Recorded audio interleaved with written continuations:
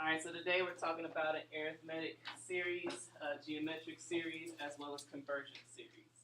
Okay, so the last little bit from probably what you guys have dealt with in the past when it comes to sequences and series, before we get into some things that maybe you might not have dealt with yet. Okay, but to start, an arithmetic series, it is basically the sum of the terms of an arithmetic sequence. So instead of having the commas to separate the terms in the arithmetic sequences, it's now pluses. That's what makes it a series. The formula to find an arithmetic series, it is the sum f sub n terms of an arithmetic series with a common difference d, the first term of a sub 1 and the nth term of a sub n, and it's either or of those two formulas. Okay, the first formula basically you would use if you knew the first term and then the nth term. So if you're trying to find like the sum of the first 20 terms, and you knew the first term and you knew the 20th term, then you could use the formulas to the left. But if you didn't know the last term, you could use the other formula, the one that's to the right, which pretty much all you need is just your first term, your number of terms, and your common difference. Okay? So either or. And yes, both of these are in your reference booklet. They're basically written as like one equation, so it's not an or and then an s of n separating them. It's literally written like this in your reference booklet. So it's not like, just know that it's the two formulas. Questions on that?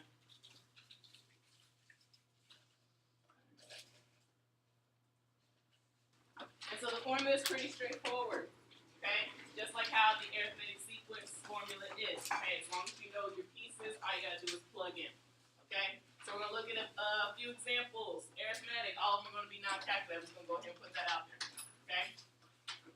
Let's calculate the sum of the first 15 terms of this series. I want you guys to do that. I'm gonna check in on you in about a minute and a half. Okay, you could have done this using either formula. Okay, one would require you finding the 15th term because you don't know it.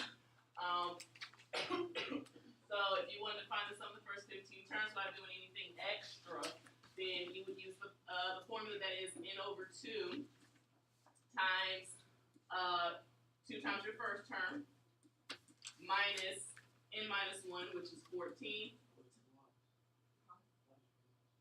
It is plus. Times d, what's your common difference? Negative 8, okay? So this wouldn't require anything extra that you would have to find, because if you use the other one, even though you know your first term, you would have to use this formula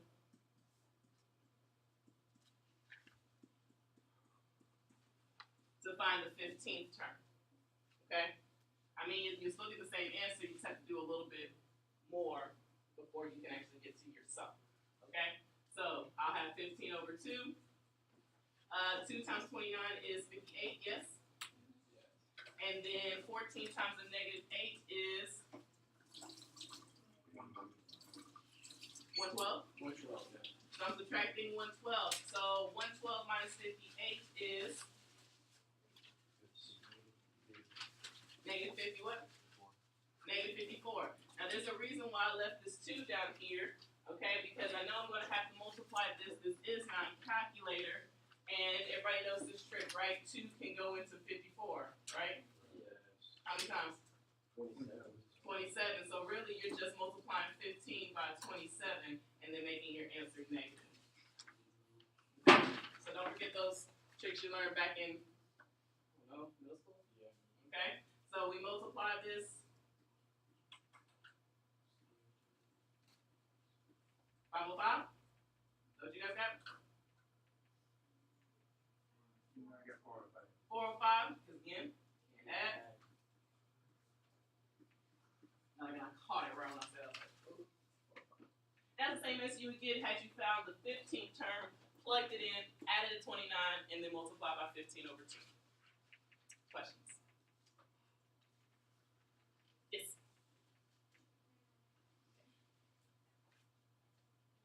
On to the next one. Huzzah. This one, we have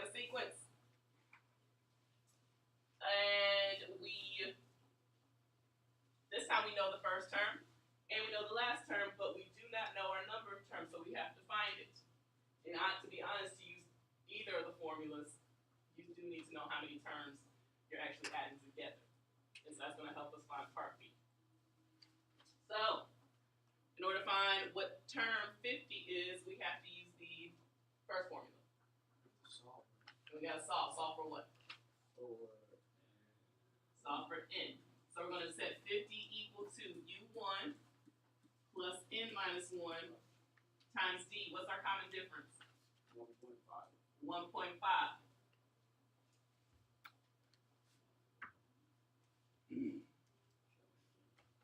Okay.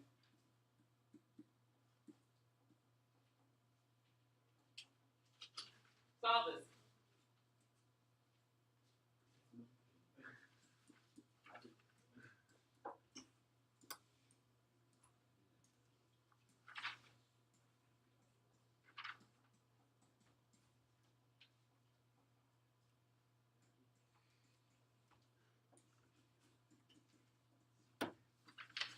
You gotta do 25?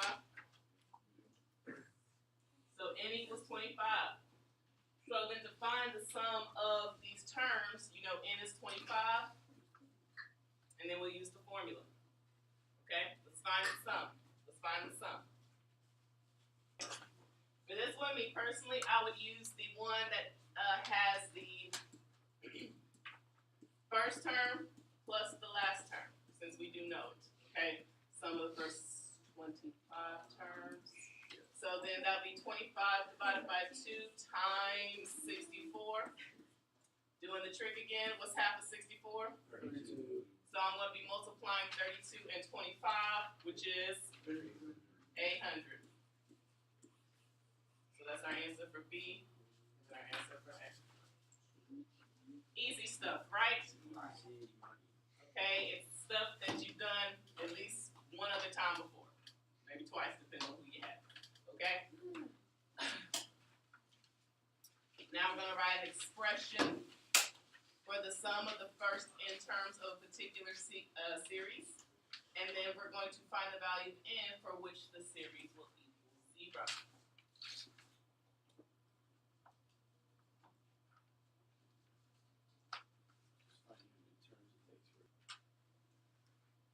The wording here. A says to write an expression, okay, for the first n terms. So an expression is basically like an equation that you would use, okay, that you're going to set equal to 0. Your variable is n. That's what you're trying to solve for, okay? And considering that we don't really know what our last term is, and we really don't know what term that is, okay, you want to use the formula that's n over 2 times 2 times your first term, okay? So 2 times your first term plus n minus 1 times your common difference. What's our common difference?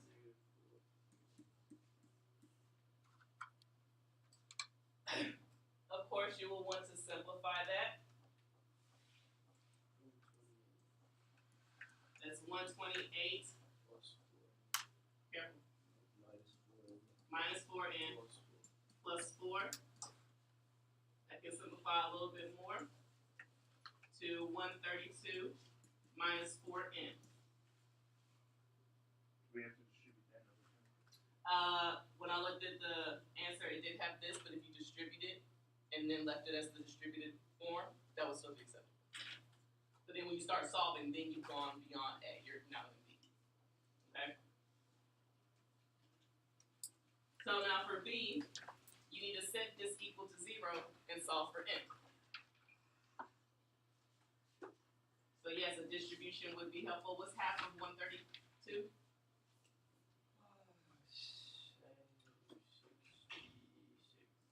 That's 66n minus a 2n squared. That's going to equal 0. Solve for n. All right, you can factor out a negative 2n. That leaves you with a negative 33 plus n equals 0. Clearly, n can't be 0. Okay, because then that means there'll be 0 terms. So it's going to have to apply to the back half, which is 3n plus 33 plus n equals 0. So n is 33. Did you guys get 33? Good stuff. Geometric series. Again, another formula is in your reference booklet. This is used to find the sum of a geometric sequence.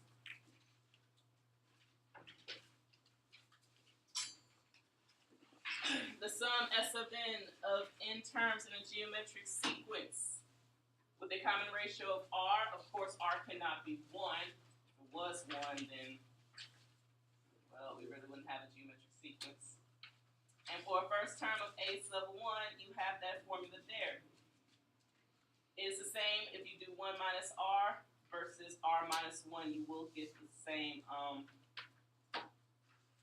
answer, and both of them are indeed in your reference booklet. Okay? So I guess it's more of a matter of preference whether or not you want it to be 1 minus r or r minus 1. Okay? Now finding a geometric series is pretty similar to when you're doing an arithmetic one. You know, as long as you have your first term, your ratio, and the number of terms, you're plugging in. If you're ever missing your number of terms, you're going to have to use the geometric sequence general formula to find the number of terms. And then, of course, always be careful when you're dealing with a negative ratio and you're raising it to an exponent. And then, of course, if you ever have to figure out your number of terms, but you're given the sum in your first term, you are going to have to do logs. Okay? So just like with the geometric sequence. So we're going to look at a couple of examples. Then we'll talk about convergent series, and then we'll be done for today. All right. Start y'all basic. Find the sum. This calculator. Pretty straightforward. Plug in. You have all your pieces. You have your first term. You have your ratio, which is what? 3, you're raising that to the 12th power, and then you're dividing it by 1 minus 3. If you did it the other way, it would be 3 to the 12th minus 1 all over 3 minus 1. You get the same answer, you get the same result. Okay? So all this over a negative 2. Whatever this is. A big number. So then we're going to divide it by a negative 2, and we'll get a positive number, which is what? What's the number? 265,760. 265,760. Did everybody get this number? Cool. Here's the next one. But it was 1 minus that super big number, we made a negative. And then you divide it by negative 2. I think you guys are good. I want you to find the number of terms, and I want you to find the sum of it. I'm going to give you about 5 minutes, maybe less. So you have to find your number of terms.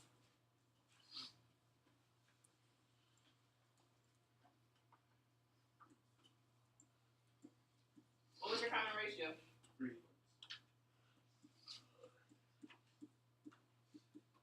I should have said this actually equal to 1458. You had to divide by 8192. 729 over 49. Say it again. 729 divided by 4,096. You take the log of both sides, which allows you to bring down the exponent. And so you'll end up taking the log of that fraction and using your calculator, you know, you pretty much just carry the answer down. Divided by the log of 3/4, and then you'll add 1. Which you guys get into the 7. So then when you go to plug it in, you will have the formula of 8192, 1 minus 7, nope, 3/4 to the 7th power, all over 1 minus 3/4. And I'm hoping, I'm crossing my fingers, that we all got the same answer. 28,390. 1,094. Does anybody not get this? Bless you.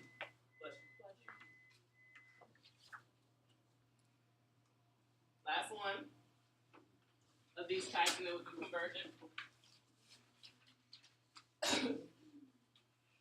You got geometric series, that's 3 plus 3 root 2. 2 plus 6 plus 6 root 2. And we have to determine the least value of n for which n is going to be greater than 500. Okay, we'll do this one together. So this right here tells you that you're looking at the what? That you're looking at the sum. Okay, so in the sum formula, it needs to be greater than 500. The sum formula is your first term times 1 minus your ratio. What is our ratio here? The square root of 2. Raised to the n power, all over 1 minus the square root of 2. If you're like, how do we get that? Do not forget, you take your second term divided by your first term, and you'll get your common ratio. Okay? Now at this point, let's do a little math. Yes? Okay? Multiply with the denominator.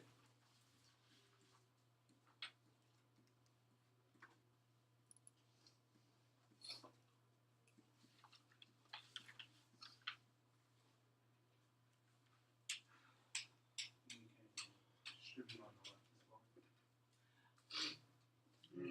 Not quite. You would not, thank you for saying that. You wouldn't be able to distribute the 3 over unless you're very careful with this second part, because only the square root of 2 is being raised to the n power.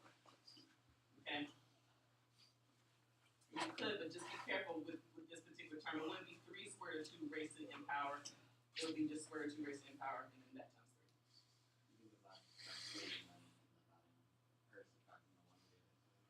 3. We could divide by 3.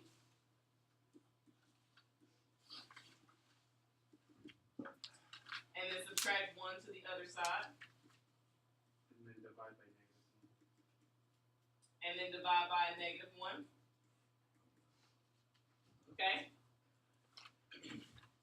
And then if you're really good about keeping this into your calculator, you should have the square root of 2 raised to the n is greater than some decimal. It doesn't turn to a negative. Because we were dividing by -1 and you divide and multiply by the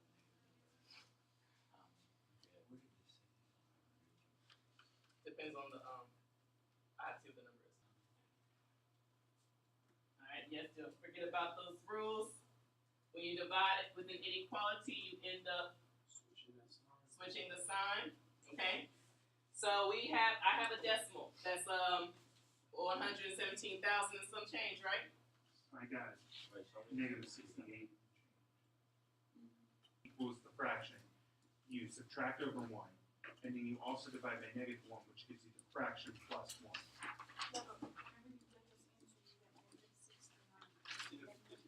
Yeah. You add 1. We were subtracting 1. We divided by -1. Right, you subtract it over the 1, and then you divide it over by -1.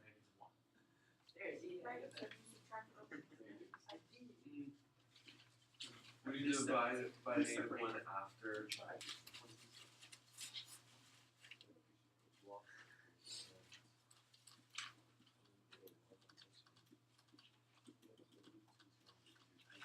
When we take the log of both sides and then we divide.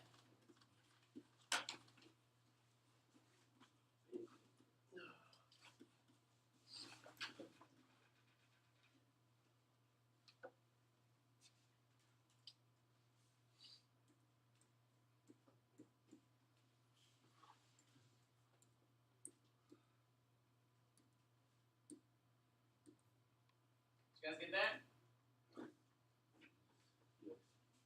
Yes? Okay. So remember, especially with these types of questions, show that intermediate step. So we have n is less than 12.3. Didn't it switch to greater than again? Because you divided by the -1? It was originally greater than before I divided by a -1. So Oh, okay. this should have been this way, and then that's when it turns that way. So then what is going to be the value of n? Is it going to be 12 or is it going to be 13?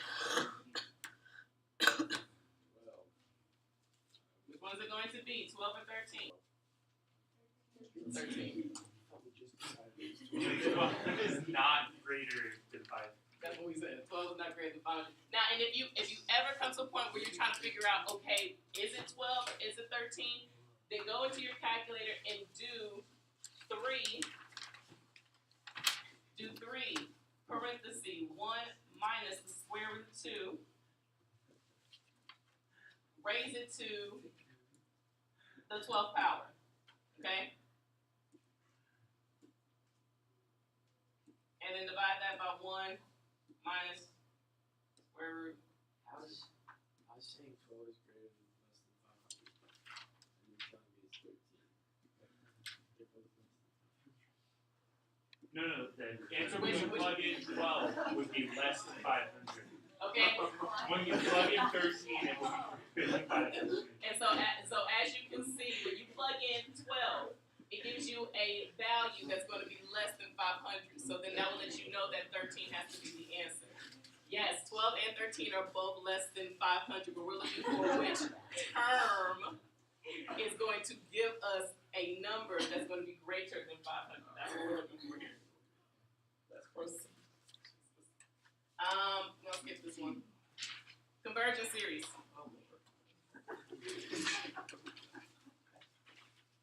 I remember we're only getting down what is the important stuff. A convergent series.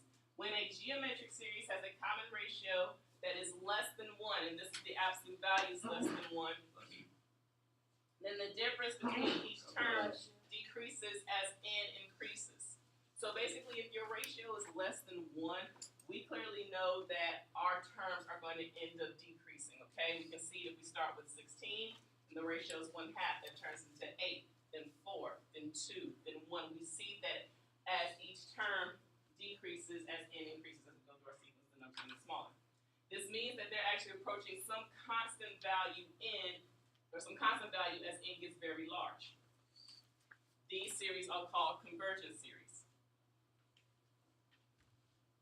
So if r is less than 1, the absolute value of r is less than 1 for a geometric series, then you're dealing with convergent series. So this means that when r is less than 1, the absolute value of r is less than 1 and n gets really, really large, that means that these numbers are decreasing to a constant number, which means that no matter what, as the number of terms gets larger, the number is going to be getting closer and closer to one specific number. This is basically representing infinite geometric series. Zero. Say again. Zero. Not always. It depends on like where you start and what the ratio is. Sometimes it'll be 0, but a lot of times it could be another number. How? Because it's the sum of the series, not the number at the end. So depending on where you started and how quickly you're decreasing.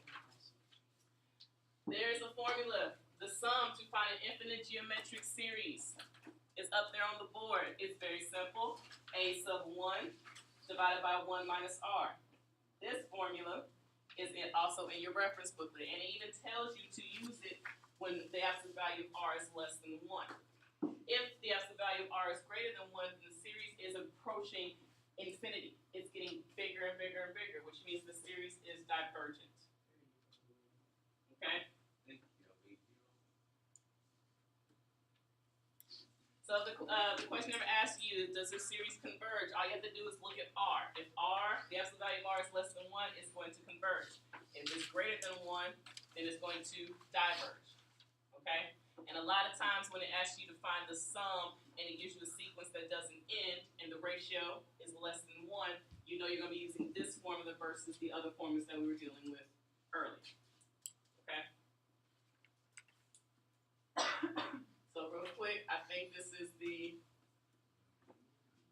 second to last example. The last example is actually a really good one, so we will do it. For this series, we're going to find S sub 10, S sub 15, and S sub infinity.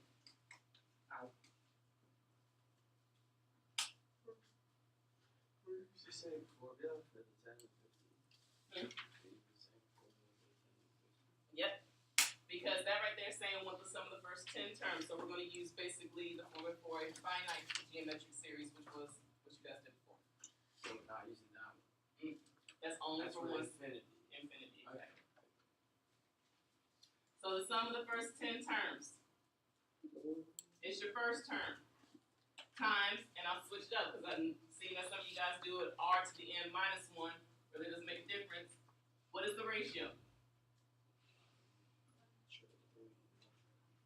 It's 1/3. Okay? So it's be 1/3 raised to the 10th power minus 1 all over 1/3 minus 1. This is a calculator type problem, so we would go to our calculator, we would type that in, and we would get our sum. We're going to get our sum.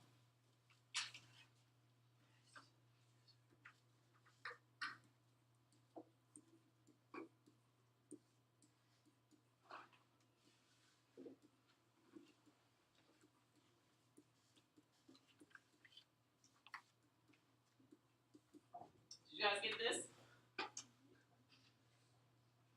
Yes? Good stuff. Okay, let's do S of 15. Do that.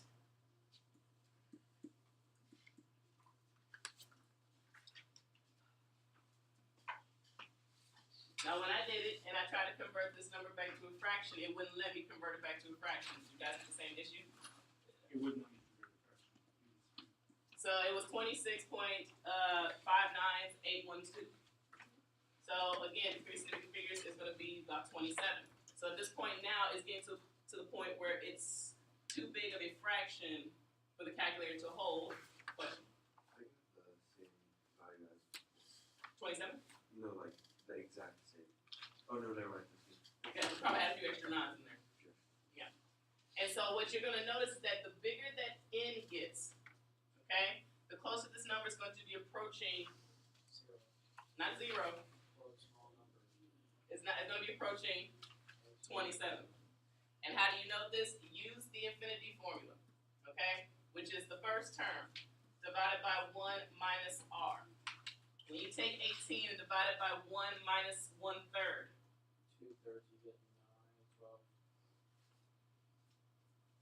27. you get 27. You get 27. So that means the sum is approaching 27. Not 0, but 27. Okay? So we did the sum of the first 5 terms. We probably got a number maybe close to 27, maybe a little bit off. But the bigger that n gets, the closer we're getting to 27, as you can see as it approaches infinity. Okay? It is a convergent series because r is less than 1. Yes? So we're supposed to get the same answer for so much. But see, the thing is, technically it wasn't the same answer. When we rounded it, it was. But like the first, when we did S of 10, it was like 26 point, maybe 39s, and then some numbers afterwards. But when we did 15, it was 27.59s, and then some numbers. Last example.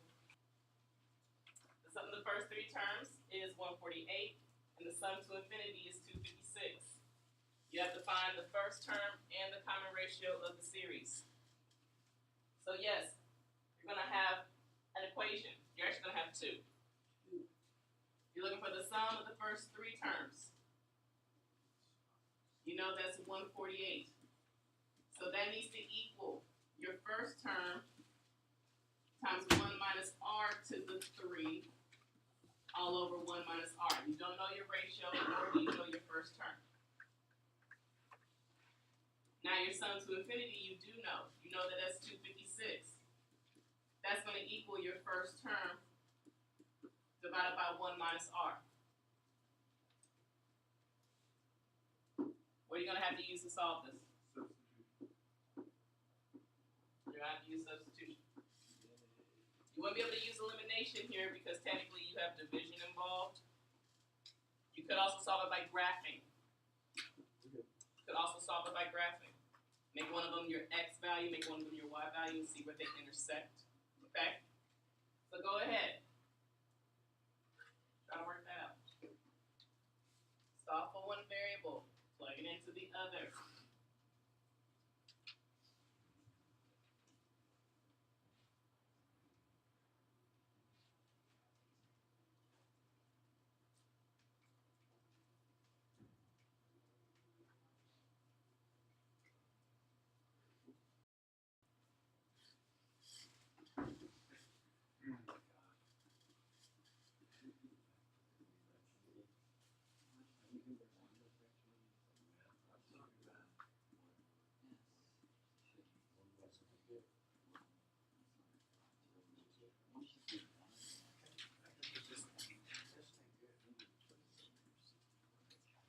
If you don't distribute over and you just plug in 256 times 1 minus r in for your first term, you'll see that your 1 minus r at the top cancels out with your 1 minus r at the bottom. And so then you just have 148 equals 256 times 1 minus r to the third. From there, you can divide by 256,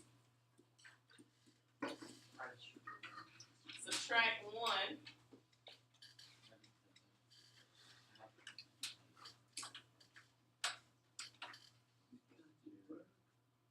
that turns into a negative 27 over 64 equals a negative r to the third. 2 negatives, that makes a positive. Then you just end up taking the cube root. What's the cube root of 27? 3. 3. What is the cube root of 64? So your ratio is 3/4. So you solve using substitution. You can solve for one variable, plug it in to the other equations, and then to find your first term, plug it into the infinity one. That's the easiest one. And since I've already solved for a sub 1, I can plug it into this formula. 256 times 1/4. What's 256 divided by 4? 54? 64? They try. What?